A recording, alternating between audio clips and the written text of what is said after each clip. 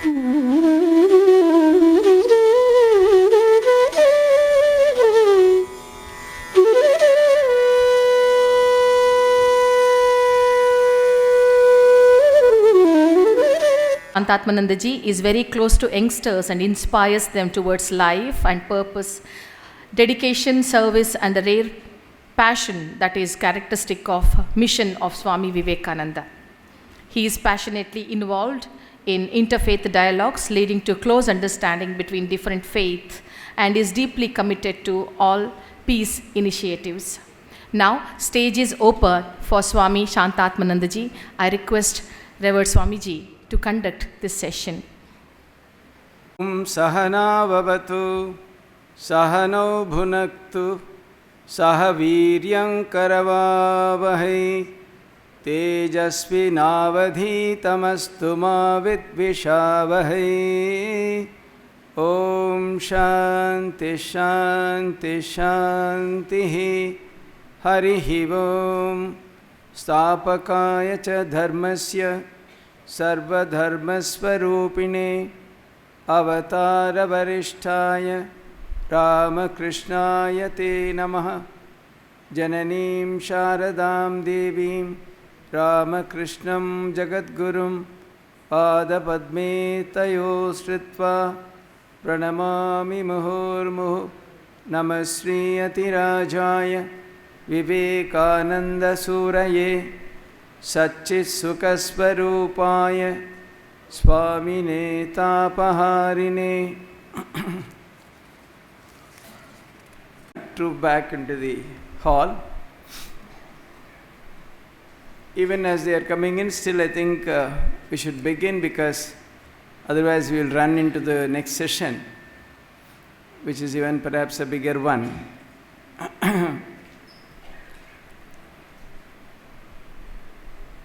The topic is very vast, very deep, extremely important, concerning all of us at the individual level and also at the collective level.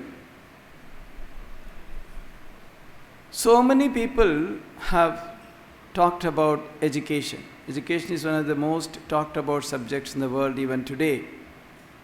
So many definitions have emerged. But then, in our own country,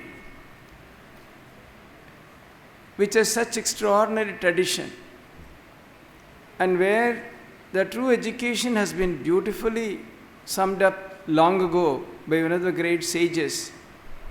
Of course, we will come to that aspect of education maybe a little later, because it is said that sa vidya vimuktaye, that education which really liberates you or grants you the highest kind of freedom. Of course, there has been a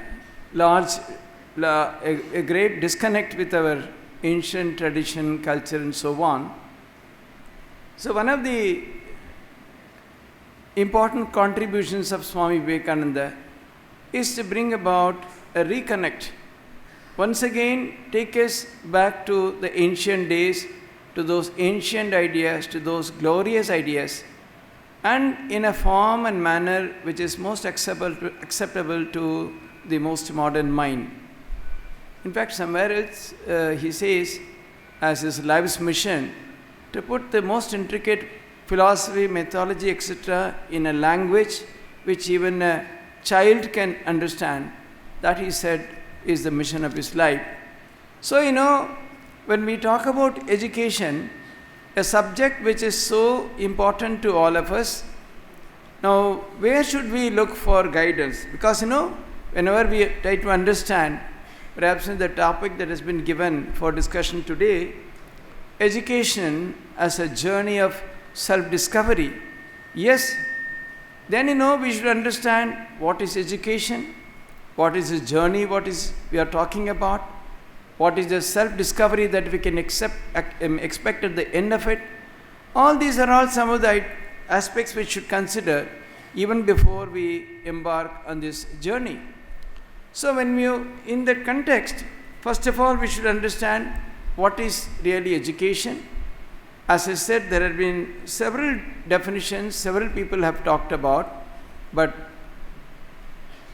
the Ramakrishna Mission itself has been dealing with this subject. We have been engaging in the spirit of education ever since the inception of the institution in 1897, and perhaps even before that through Swami Vivekananda and his own Guru Sri Ramakrishna, etc. So, when we try to address the issue and we try to understand it, we should look to someone who is a true guide, whose words are really dependable and which are really we can rely upon. So perhaps, we can think about Swami Vivekananda, because here was a person who really shed every drop of his blood for the regeneration of our country. Because, in all its pursuits, even in education, the idea that it is a journey of self-discovery, etc. It is again, ultimately two dimensions. One is how it can really help the nation, help the society, help us live collectively a meaningful life. And in and through that, what is its impact? What is its understanding at our individual life? Only, when we look at it at both these aspects, probably our understanding would be complete and meaningful. As you say today, one of the problems in our own limited understanding of education, apart from the fact it has been purely academic and largely career oriented, etc., etc., the other negative aspect is, it has made us more and more self-centered. How much can I earn? How can I have a very luxurious life or a comfortable life, and so on? So the other aspect, namely the aspect of the society, how my education can really help the society also, this aspect has been, not thought of much, or not much attention is paid to this aspect of education. So, if you want to look at it in a comprehensive way, perhaps you get the greatest guidance from Swami Vivekananda. Because in his own life, his thinking about the motherland, his thinking about the society, his thinking about the welfare of the masses and so on, they are all, extraordinary concessions to his own predilection. Because, as Sri Ramakrishna used to say, he was born a Dhyana Siddha, someone who was so adept in meditation, who could have spent all his life in meditative, contemplative life alone. But then, at one point of time, he was virtually commissioned by his Guru Sri Ramakrishna to work for the welfare of mankind. Because, once Sri Ramakrishna asked him, what do you want to do, tell me? At the time he was called Narendranath. Naren, what do you want to do? What do you really want, tell me? Because he was pestering him again and again for some spiritual experience. Then Narendranath at that time said, I want to remain always absorbed in samadhi and come out now and then, have a morsel of food, and then again dive deep into samadhi. Any other teacher or a guru would have been immensely pleased, but Sri Ramakrishna was extremely dissatisfied. He scolded him, what a small-minded person you are. I thought you would become a huge banyan tree, and under the shades of which thousands of scorched souls would take shelter. You are thinking of your own liberation or mukti or samadhi. Don't you sing that famous song, Jo tu hi hai, so kuch hai? Whatever you see before you is the veritable manifestation of the Lord. Don't you think there is a higher and a more perfect way of experiencing the Supreme in and through the entire humanity? That day Swami Vivekananda's eyes are opened. Not only that, later on, even after the Mahasamadhi of his own Guru Sri Ramakrishna, again he was only longing for that kind of a supreme, transcendental, superconscious experience. But again it was clearly revealed to him through a great vision that he has to work for the liberation of mankind. So that is how Swami Vivekananda's journey began. As I told you earlier, he went on a parikrama on foot the entire length and breadth of this country. and he observed the appalling condition of the masses, the illiteracy, the poverty, the superstition, and so on. So then and there it struck him that if India is again to be restored to its old days of glory, then the solution has to come from education. Then later on, as you all know, he went to the West, he came back, and then he started the Ramakrishna Mission, again with the twin objects, namely Atmano Mokshartham Jagat Hitaya, welfare of the individual, namely the spiritual excellence. At the same time, individual spiritual growth combined with the welfare of the world were the two objects or twin objects which we kept before the Ramakrishna Mission.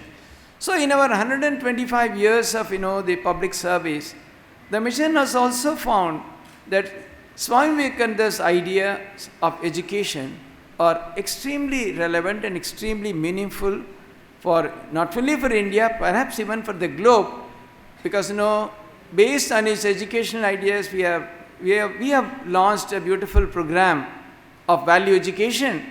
Recently, we had been to Nepal to conduct a principal's workshop. There also these ideas were so deeply appreciated and welcomed.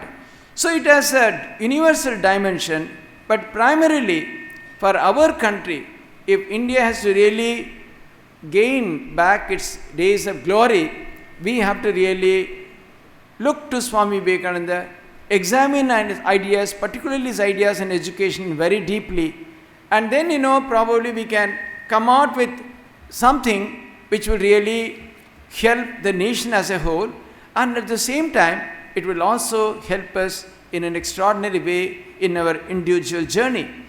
See, incidentally, the beauty of Swami Vivekananda's message, etc., he was perhaps the first great religious teacher who erased the dividing lines between the sacred and the secular. For him, everything was sacred. There's nothing secular in that sense. That's why you said, even if a person who shines shoes, if he has some idea of Advaita, he would become an extraordinary shoe shiner. So he said, the Vedanta should permeate the marketplace. It's not to be confined to the forests or to the guhas or the caves. It's not meant for a few recluses. It's meant for you, me, and everyone in the society. So think of this idea. So that way, if you really understand Swami Vivekananda in depth, you will find that it has ever so many applications in ever so many dimensions. It will not only work extraordinarily well at the individual level, but it will also be a great solution to many of the problems at the social level.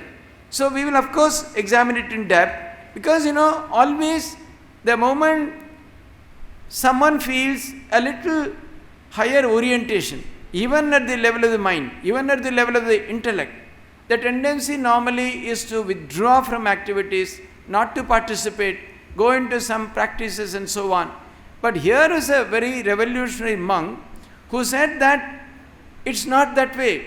In fact, he says, when he talks about the monks of the Ramakrishna Mission, this moment they should dive deep into meditation, and the very next moment be prepared to go and sell the produce in the market. That kind of a flexibility, mobility, the change of situations, the adaptability, and so on, all that he expected. So, when he talks about education, whatever he talks about, the messages he has given to various people at various levels, whatever may be their outer guard, if you go deeper and deeper into that, they will lead you to a higher aspect of life, certainly. So it all is up to the individual to make use of that and go forward in our life. So, when you start with it, many of those things, even his idea of the great lectures he gave about Karma Yoga, the work and its secret and so on, in all those places, he has talked so much about the uplift of the masses, how the poor should be served, what all should be done, of how the masses have to be again raised up. All that he has talked about extensively. But if you go deeper and deeper into his messages, again you will find that all that if pursued really in the right way, in a right earnest manner, they will all lead you to an extraordinary spiritual elevation at the individual level also. Now we know, supposing why this kind of a comprehensive approach is necessary. Today, what are we seeing in our country today? We talk about very good demographic our positioning. India is supposed to become the youngest nation in terms of the population of the youth in the world in a few years' time. We talk about so much of improvements, digitization, so many startups coming up, so much of foreign inflow of investments and so on. Yes, all these sound very nice. But what about the macro picture? What do we see in the country as a whole? We see so much of poverty even now. Crores and crores of people living below the poverty line. There are lakhs of villages where there is no electricity, no drinking water, no minimum necessities of life and so on. The GDP number, of course, it has come down in the first quarter. Even if it goes up and so on, even if you have a GDP of 10, that does not mean the welfare of everyone. That does not mean that the whole country is doing very well. GDP can be completely, miscued, and it can be a total wrong parameter, because somebody said GDP is a grossly deceptive parameter. Because, if 100 billionaires and millions and millions and millions of people living below the poverty line can together give you a good GDP. So, today if you look at the position of the country as a whole, one of the major problems today is the divide between the rich and the poor. Today, there are opportunities for the rich to become richer. Today, those who are in the salaried sector, many of them, the salaries are being raised constantly. Every second or third year, we get some pay commission and so on. But you look at the unorganized sector, the laborers, the poor people, the farmers. So, we often do not think about all that. All of us know the beautiful hall, that we enjoy, the facilities and so on. All these have come at a great cost.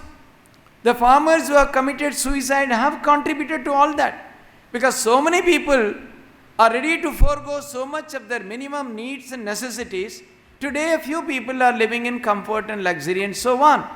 So, we need to, if India has to really emerge out of all this dark corners and so on, if you have to see the light again, if India is to again be a glorious country as it was in the past, one of the main issues to be addressed is how do we address this issue of the divide between the rich and the poor.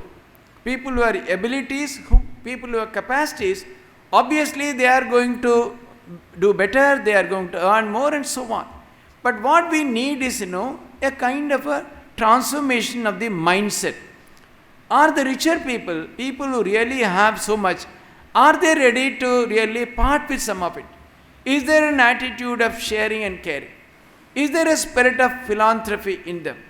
Swami Vivekananda, as he said, as the Maharaj also quoted, you want that education, which is character building, man making, which will infuse a spirit of philanthropy in the students.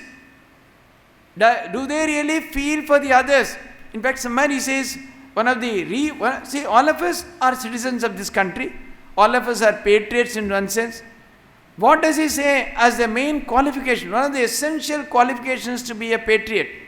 He says, do you feel that millions and millions of the descendants of gods and goddesses have become next door neighbors to brutes?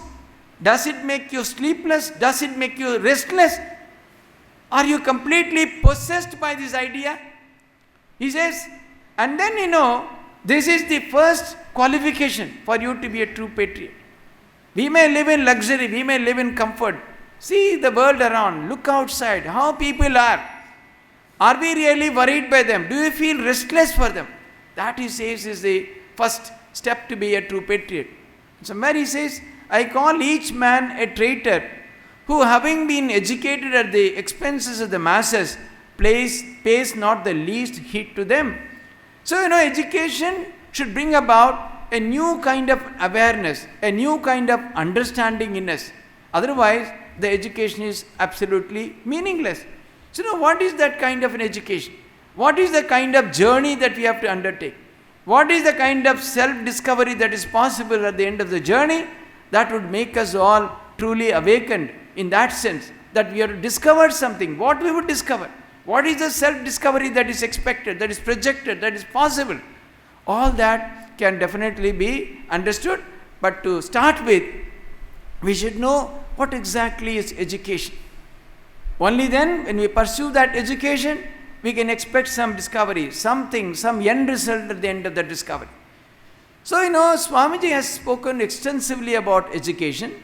Some of the ideas we will try to discuss briefly in the limited time that is available to us. So, he says, education should instill in the students a tremendous sense of Atma Shraddha or self-belief. Today, one of the major problems in education institutions, we have a large number of education institutions trying to serve the society, trying to educate children and all that. What is the main problem? On an average, not even 50% of the students are connected to what is happening in the class. There's a great disconnect. There's a great sense of, lack of identity among students, among teachers, among those who are deeply connected with education. So obviously, our education is not going in the right direction. In a country where we are bursting at the seams in terms of our population, how are we going to devise a system which can really cater to the need of every kind of mind, every student who would come into an education institution?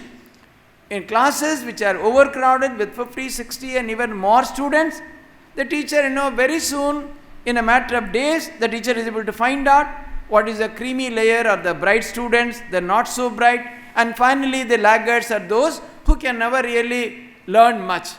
Now, even at the beginning, a student in class 1 or 2 or even at 5 or so, if such a student is labeled as not being capable of really learning much and all that, the moment you keep on conveying these negative vibrations to the students, and much more even in professional colleges, the problem is even much deeper, because the teacher-student connect is even much less in professional colleges or in colleges of higher education, where you have to come and give lectures and there your job ends and the student has to fend for himself. So, at every level, with this kind of a disconnect, and where a large number of students are being inducted into education institutions much against their own wishes. Even at the school level, there is a great disconnect. A student has been pursuing such an education for 8 years, 9 years. What kind of an awakening, what kind of an awareness, what kind of a connect, what kind of an identity can we expect in such students? They feel that they have nothing to gain in such education institutions. That is why there is so much of student unrest. That's why so much of problems. Particularly, once you class 12, I remember somewhere some statistics that close to 1.5 crores or even 2 crore students come out of class 12 every year all over the country. Hardly 8 to 10 lakh students get a chance to pursue anything further. I don't mean even medical and engineering, even normal graduation is beyond the scope of more than 10 or 12 lakh students. Now, when you let such a large number of so-called education students into the society, what would they do? They have neither scope for higher education, nor can they get any job, but yet they are so-called educated. Obviously, they would not do any manual labor. They can't go for carpentry or masonry or some such jobs. They cannot sell peanuts in the beaches. These are all very lucrative jobs today. Easily they can make 30,000 per month through such jobs. But they would not do because they are educated. That is why there is so much of juvenile violence. Much of the violence that is reported in the newspapers, etc., you will find in the age group that 16 to 20. Probably because, they have nothing to look forward. Life is it's a bleak picture for them. So obviously, our education is not going in the right direction. Even if you talk about those who are giving education, the teachers and professors and so on, After some years, the same job you have to do year after year, year after year. There is not much, practically there is no scope for any variety or innovation or any creativity. So it becomes, just a means for livelihood and nothing to look beyond. So, all those who are connected with education that way, neither the student is in the right frame of mind, or in general. Similarly, a large number of educators, teachers, professors and so on, they are also finding that they have nothing very concrete, nothing very creative to contribute. Again and again going through the same lessons year after year, every now and then tinkering a little because of the change of syllabus. Otherwise, they also completely lose their identity. So, they become, it's a kind of totally dissatisfied and disgruntled lot. That's what is happening in our education institutions today. So, that is why we need to look at education in a different way, so that, all the stakeholders are given something extraordinary, something to look forward to, something worthwhile to participate. So, that is why we need to understand education very differently. Because unfortunately, even 70 years after independence, we are carrying the legacy of the education left behind by Macaulay and others, who deliberately wiped out all our tradition, culture from our educational system, syllabus, etc., and introduced an education which would help them generate clerks to work for the British. And we are even now following the same educational system. Although every government, when it comes to power, they set up committees, 1 committee, 2 committees, 3 committees, 5 years they keep on submitting reports, and then the government falls, a new government, again a new set of committees. That is what has been happening all around. But then, as citizens of this country, as people who are stakeholders, it's our responsibility. If India is to really rise, if India is to be made a country worth living, all of us have to contribute in a small measure or other. Otherwise, we will be going nowhere. In such a situation, what should be our idea of education, our understanding of education? As we said, Swami Vivekananda talked about several aspects of education, but some of which are, as I said, it should give the student a tremendous sense of Atma Shraddha or self-belief. Now we know that be so, if the education system is going to give such a self-belief or Atma Shraddha, obviously the teachers are also going to play a great role. How are they going to get it otherwise? So, the whole dynamics, the teacher-student relationship, whether it is higher education or education at any level, this is also one aspect which is extremely important, which needs to be looked at very closely if we are really to progress much in our understanding of education, or unearthing a new vision for education whereby all the stakeholders will be completely satisfied and they can really learn something worthwhile. So one he talks about Shraddha or the Atma Shraddha. Then he says education should help the students stand on their own feet. It should help the students stand on their own feet. So, all this, if you look at all this and also some more definitions, you will find that Swamiji is taking education itself to a different level altogether. Now, the self-belief, the ability to stand on its own feet, the ability to face challenges. If this is something so important and which is so lacking today. Even many of those who really qualify very well in terms of academics, land very plum jobs, good jobs, they also, when they go and find a situation which is quite, which is quite hostile, or perhaps they find, they face some serious problems in their place where they work, they simply run away. They can't face it because although they have learned the academics properly, they are qualified to do certain things, but they have not qualified, they have not understood how to face the challenges of life. So Swamiji says education should prepare the students to face the challenges of life. So these are some of the ideas, and also he talks about the great relationship between the teacher and the student. As Swamiji also briefly mentioned this morning, he talked about the Gurukula system of education, where the students would live in close proximity with the teachers and learn. Now we know that is something which we are really missing today. I do not know how it is possible. Even in our residential institutions, the idea of the teacher and the students living in close proximity is definitely greatly diminished or reduced, because they just have a very minimal in terms of contact or meeting each other. So, if that way, education is an extraordinary venture, it's an extraordinary effort where, all the stakeholders, the teachers and the students, have to spend enormous time together, work together, understand each other, understand the goal of education itself. So, when all these factors are structured in, when all these are given the right due, right place, probably we will be understanding education in much greater depth and dimension. Now, coming to finally to the most fundamental definition of education, which Swami Vivekananda said, he said, education is the manifestation of perfection already in man. I think, this completely different from all the other traditional ideas of education.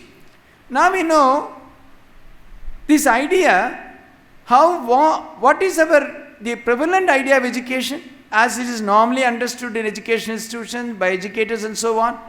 Education is normally understood as a flow from the teacher to the taught. The teachers are repository of knowledge and so on. The students lack it.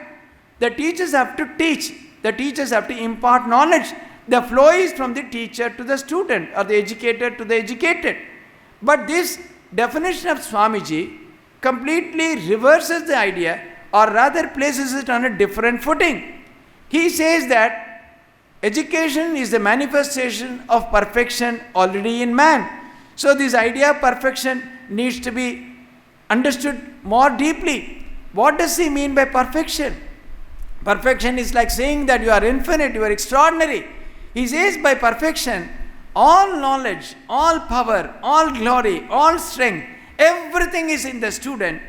The teacher, the lab, the facilitators, parents, books, texts, etc. They are all only facilitators, guides, catalysts or helps. Inherently, all knowledge, everything is already in the student, and the teacher is only a facilitator. Now we know, probably here lies the real secret of this self-discovery. What is the topic of today? Now we know, when you understand this, when you look at this definition, how do you understand? How do you justify this? Do you believe that every student, apparently, the way we classify students, they seem to totally defy that idea, defy our understanding. Swami Vivekananda himself gave a couple of examples.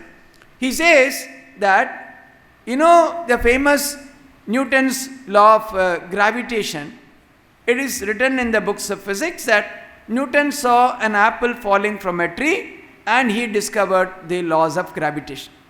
So Swamiji is asking, were the laws of gravitation somewhere roaming in the skies for Newton to pull them down? The falling of an apple was only a catalyst. It ignited Newton's mind. The ideas that were already there were rearranged, and the resultant discovery was the law of gravitation. So Swamiji says, when we say we learn, we know it's not something new, it is just the discovery, the uncovering of the knowledge that is already within you, that has been covered by a thick layer of something which is to be removed, but is called ignorance in the traditional language of the scriptures. So the uncovering of that which is covering that wonderful knowledge that is within you, that he calls as education. Now if we look at this example, how do we justify this? Swamiji says the falling of an apple was only an incident, it was only an ignition, it was only a catalyst. Really so, because apples have been falling from trees for thousands and thousands of years. Millions and millions of people have seen apples falling.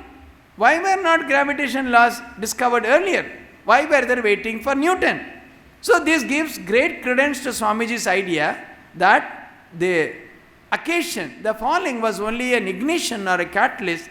The ideas were already in Newton's mind in some other form. A great rearrangement of ideas took place, and the resultant discovery was the law of gravitation. After that, he also says, so what is the, many of you would have seen a banyan seed, such a small, tiny seed. And then what comes out is an extraordinary, huge banyan tree. It takes years. But Swamiji says, all that great tree is involved in that small seed. So, the manure, the water, the sunlight, they are all only facilitations. And what really comes out is that the great tree which is involved in that seed, and given the right ambience, given the right atmosphere, the right facilitation, that comes out and grows into an extraordinary banyan tree. Otherwise, if you simply, if the seed is not there, supposing you plant a burnt seed, any amount of water, any amount of manure, any amount of sunlight is not going to bring out the tree. So the tree is involved. He says even in the human being, a single protoplasmic cell is what is giving rise to such an extraordinary human personality. All it is there, it is involved, the way it is facilitated, the way that it is grown up, it's made to manifest, then you turn out to be extraordinary human beings. So Swamiji says again and again, it's all in the students, it's up to the teachers, the facilitators and others to make this manifestation happen, and that, he says, is truly the job of a teacher. Now we can also from a contemporary life, supposing many of your professors, lecturers in colleges, now you are given a subject, say you are teaching mathematics or computer programming or whatever it is in your college.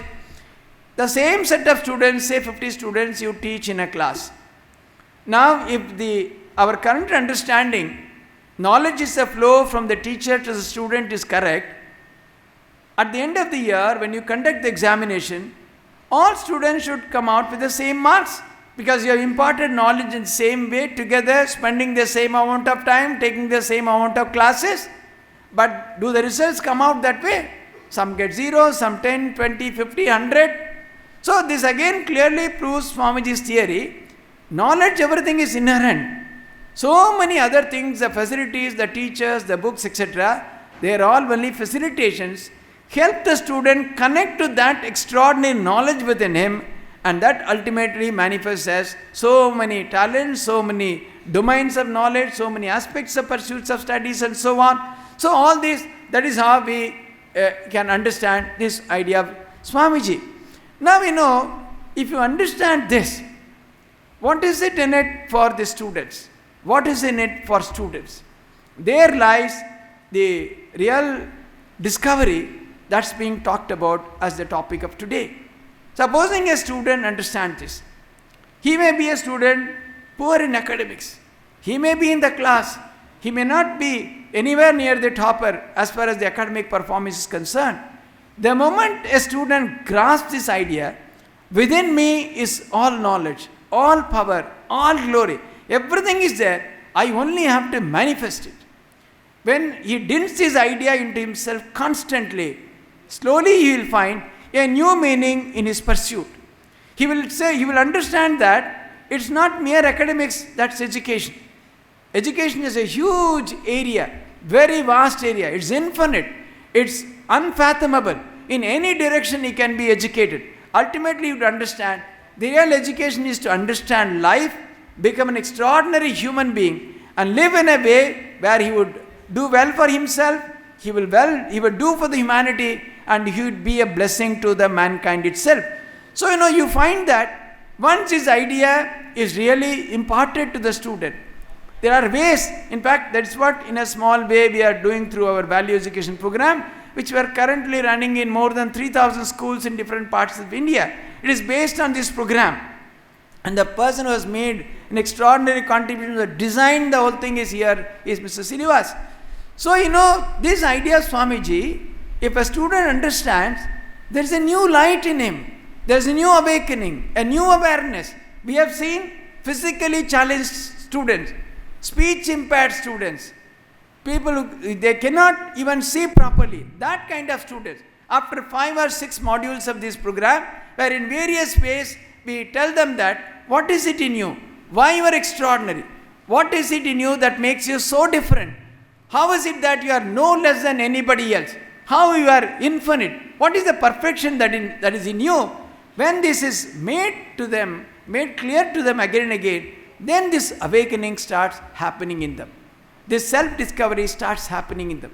They discover that it's not just, not only education is not the academic excellence is not the be-all and end-all of education. Beyond that, there are so many other dimensions of education whereby they can become extraordinary.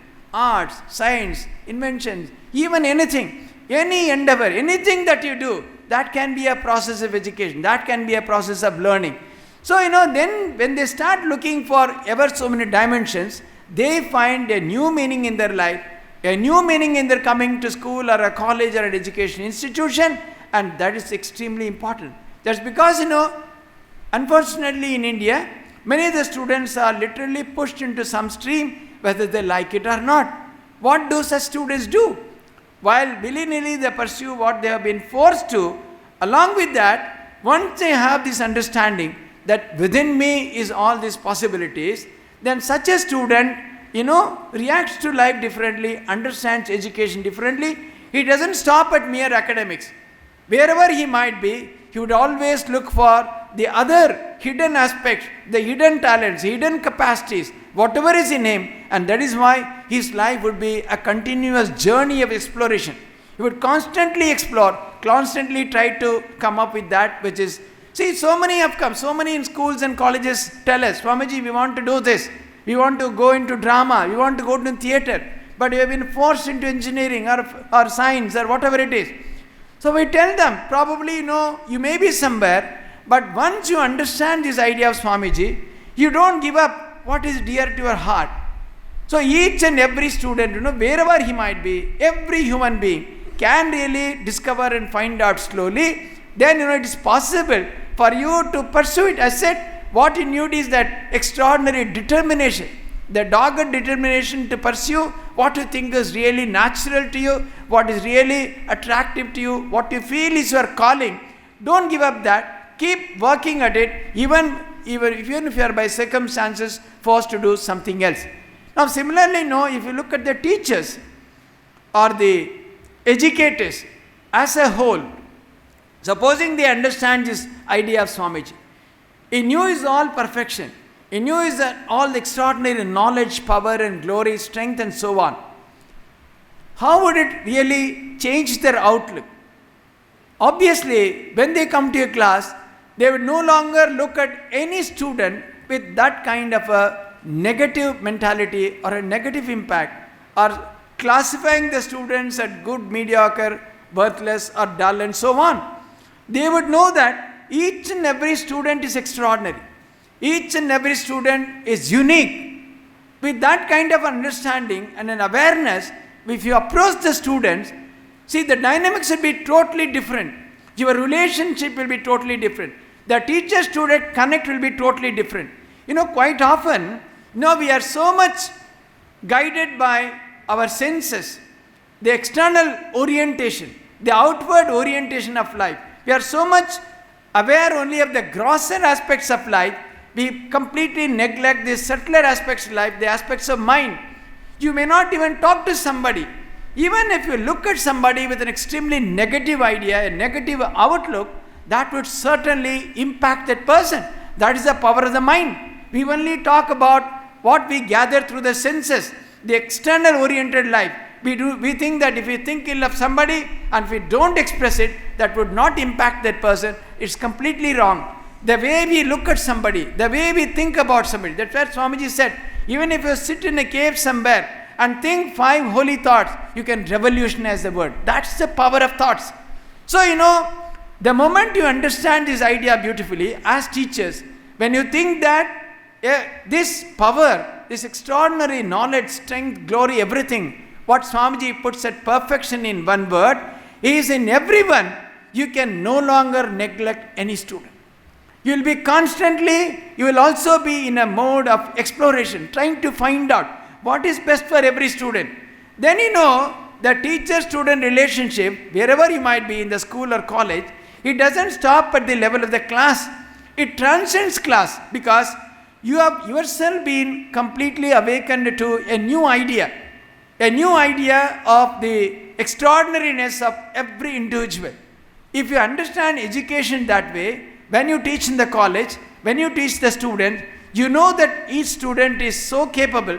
He might not do particularly well in the subject that you teach, but doesn't mean that's the end of the road for the student.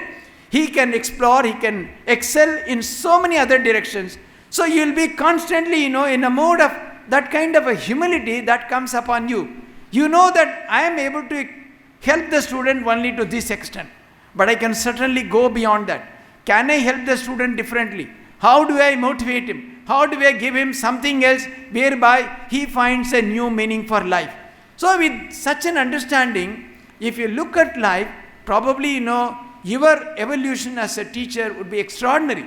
You will know, not only that, you will find that even the students who are not doing so well previously in their subjects, even they would start doing much better once they get this idea of, the extraordinariness in each one of them.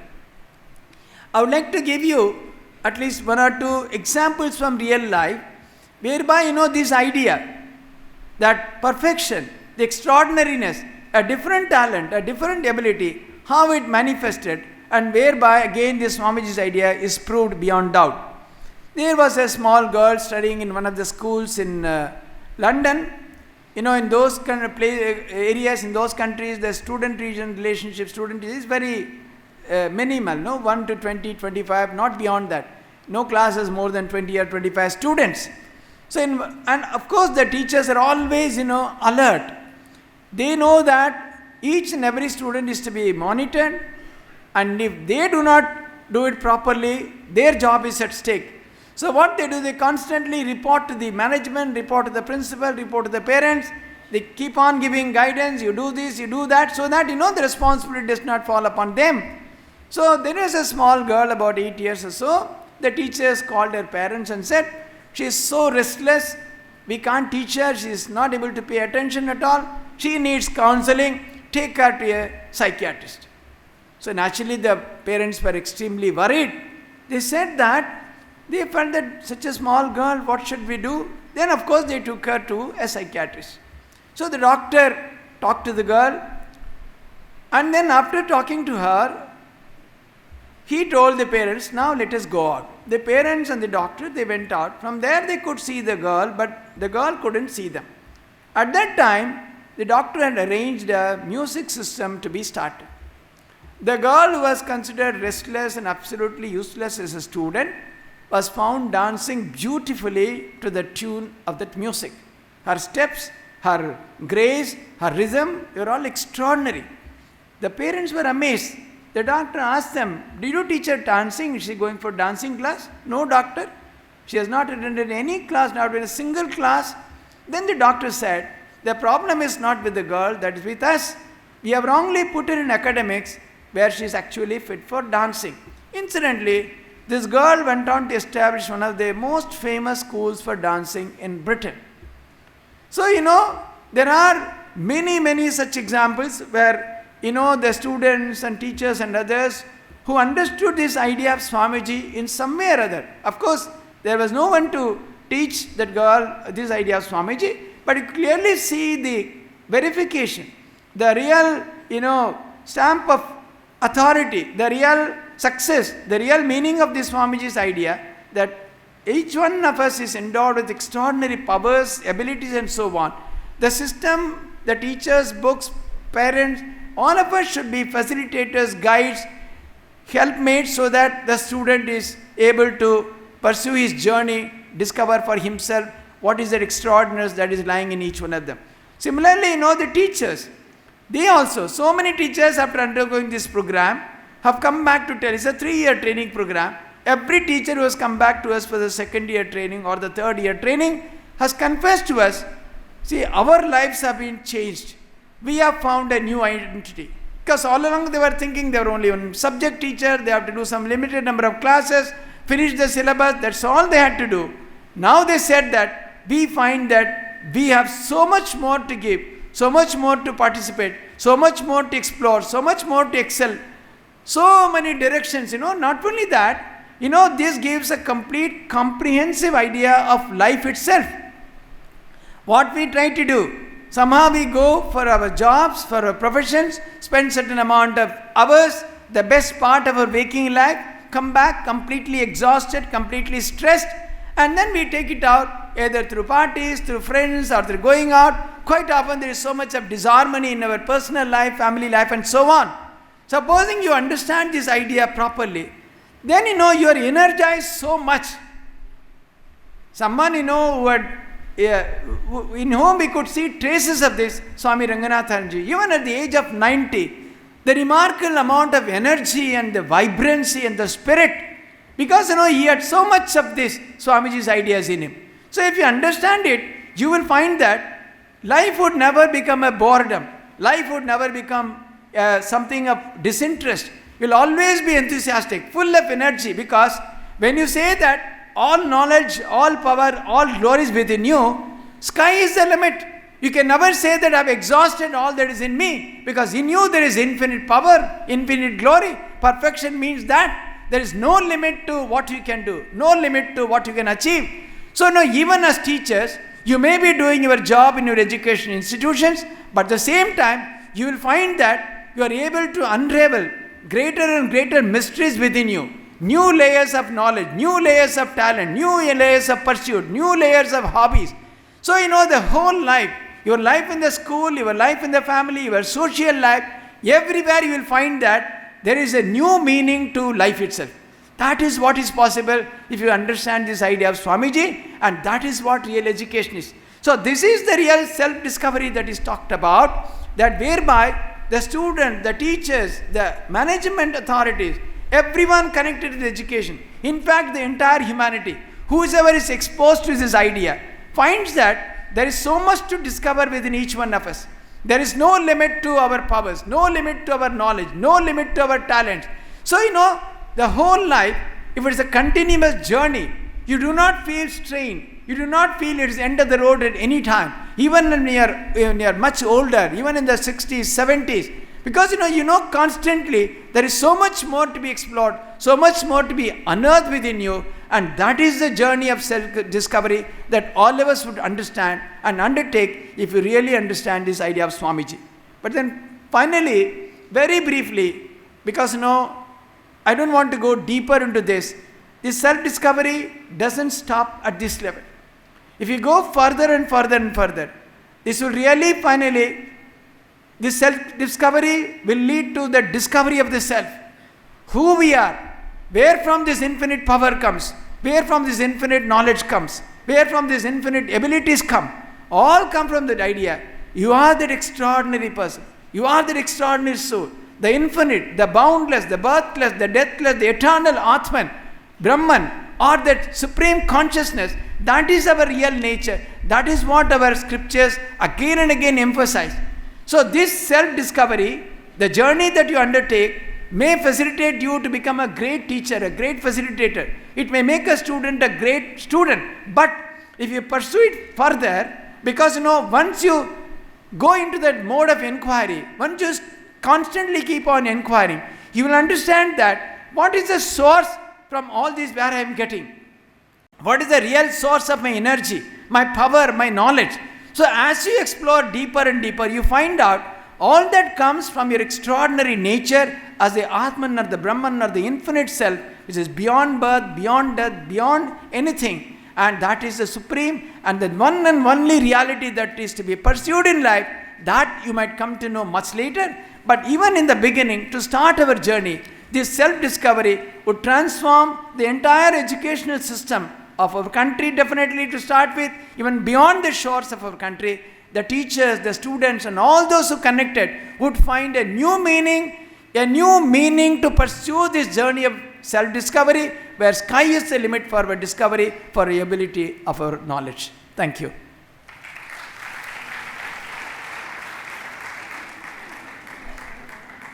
See, I was asked to stop at 12, so I exactly stopped at 12. Normally, these sessions we do more in an interactive mode because we do not know how much the listeners are able to appreciate or participate in these discussions. However, that was not possible because of one of the large audience, and also I was clearly asked to speak, so I spoke. In case you have Now I leave at least 5 minutes. I will dip into the next session's time. In case you have any questions, you might ask. A few of you, if you have any important questions, you can. Otherwise, I leave the stage for the next section. Our Srinivas is waiting already. So you ask your students, you can also ask if you are. Swamiji, very good afternoon. Swamiji, I do have a question. How exactly we can discover ourselves? So what are the steps, or how do we can reach out to students and we can discover what is the inner strength of them? How do we do that? Yeah, you see, it's not an easy job and there is no fixed formula for that. For this idea deep within. Once you do that, you are constantly in a mode of exploration. You have to be extremely alert. Watch for even the slightest hints from the students, even from within yourself. And that is how you will be able to discover and help them. It doesn't happen in a day. It's a long process. Both the students and the teachers, we have to be extremely alert and constantly in that mode of exploration. Then only it is possible. There is no formula for that. It doesn't happen overnight. It doesn't happen that easily. But even this very understanding, that would generate an atmosphere, a feeling. Ultimately, you will understand that this discovery comes from within. This self-discovery, that's why it's called the discovery, the journey of self-discovery, discovering oneself. It comes from within. And actually, what we have to do is only to give the tremendous self-confidence to the students and even to ourselves so that we are able to discover. Well, Swamiji, you have given an idea about how to explore one's mind and how to educate ourselves and impart and continue our journey. To quote one thing, the Nimans Institute in Bangalore, they are also imparting education through the professors of different universities, different colleges, by the way of life skill development, so that the student who is under depressed situations, whenever we educate, they must be motivated. But whenever we say, as you said also, that we have to explore one's mind, but even then the mind fluctuation will be there. How to have a constant mind so that we can explore ourselves and also explore the students to come up here. It's not easy. Well, first of all, again and again go through this idea, make it part of your life. Swamiji somewhere says, take up one idea, think of it, dream of it, live that idea, leave every idea aside. Make this idea the be all and end all of your life, and that is the formula for success, he says. Go deep, think about this idea. It doesn't come immediately. It must permeate your personality completely. Once you are imbued with that in such a saturation, you will find that you are becoming a conduit for awakening other minds. Mind control, the keeping aside, all that, they are all great disciplines. That depends upon the life that we lead. What do we do during the whole day? People, so many aspirants for civil servants come to Delhi. They say, Swamiji, we are not able to study, we are not able to concentrate, we have paid so much of money. I said, yes, first of all, have you understood why have you come? Is it possessing you, the goal that you have set for yourself? Are you ready to discipline yourself? Somebody said, I'm able to study for 2 days, then next day. I said, what do you do when you don't feel like? Immediately you descend into something that takes the mind completely in totally another direction. And if you distract yourself that way, and that is the mind that will distract you all the time. So now all these require great discipline. That is why, as Swamiji also talked about, the Gurukula system, where the teacher and the student would live in close proximity. So only for a small limited number of periods or time the students are with the teachers. That too in a day they have to deal with 5 or 6 teachers. So obviously, where is the connect? How much time are we ready to spend? Are you ready to do that? Even if you take up a couple of students and do something for them, you will find that you are yourself opening up. New ideas are emerging within you, and you will become a better conduit to awaken more minds. First of all, that kind of a sacrifice. Are you ready to give? Why teachers? Who were teachers there in ancient days? They were very low in kind of social levels, in terms of income, etc. They had no income of their own, no property of their own. Whatever the villagers would come and together after the end of the harvest, that is what their livelihood was. So are we ready to make that kind of a sacrifice? If you really want to be the awakener of the minds of the students, you need to be an extraordinary person yourself. Do we have that kind of a self-discipline? Do we have that spirit of sacrifice? Am I ready to do? How could people do like that? Only such people became great teachers. So it's a long journey, arduous journey, difficult journey, but first and foremost is a complete acceptance of this idea and be saturated with it, so that nothing can shake me from that idea. And then as an add-on, all other things come. The idea, the spirit of sacrifice, the spirit of service. How much can I do for others? How important is a student to me? How much time I am ready to give him? All that would only enable you to do the type of work that you want to do. Very good afternoon. From an educational institution, and many a times I feel that the teachers take a lot of effort and step to help the student, but you don't find that the student is motivated.